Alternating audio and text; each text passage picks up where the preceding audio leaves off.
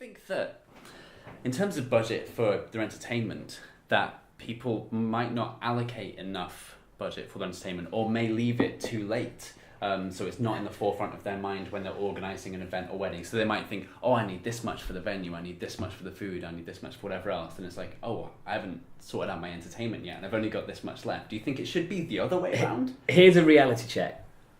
Everyone will spend more than they want to spend at their wedding. Mm-hmm. As simple as that. Yeah, tell us one person who stayed within budget. We'd love to meet them. Yeah, please send them our way, and we want some help. But it's everyone will spend a little bit more than their budget. And yes, I think by looking at all the other things and leaving the band till last minute, guess what? Everyone wants to spend £1,000 on a band and no more. Yeah. Everyone wants, not everyone, but most people want a 3-piece band that play a bit of something for everyone. They're not an old fuddy-duddy band, they are sort of an upbeat, young, lively band. That's what everyone wants. There's only so many of them out there, and so people that look at far ahead and book those bands get the choice of those bands. They get the ones that are the better price for them in their area and the ones that fit within their budget. Sure. As it gets closer to the date, there's fewer or none of them available, and that's when you've got to start looking elsewhere, looking at other options, and that's when you might find that you slip over your budget. Okay. But like I say, the reality is everyone says £1,000. That's what I'm looking at spending. I don't know where they get that from. It's just a figure.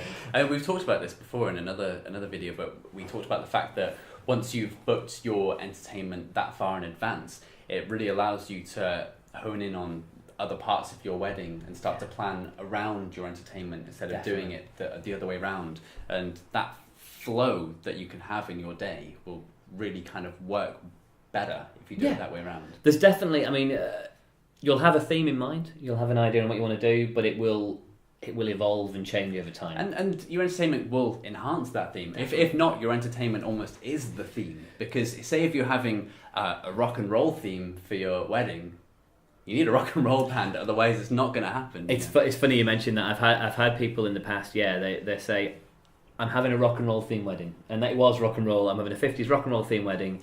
I need a 3-piece rock and roll band for £1,500. And it was in 2 months' time. Sure. And it was a popular date. And guess what? They're all booked. They're not available. Yeah. And so then they were in this real situation where they got a rock and roll theme wedding with no rock and roll band. Sure. And it became very stressful. And so I think there's certain facets of the day that need to be done first to make sure that it all falls into place. I suppose the other way around, that if you don't have a theme and you're struggling to think of, how can we set up our wedding? What kind of theme do we want? Do we want it to be romantic or a winter theme?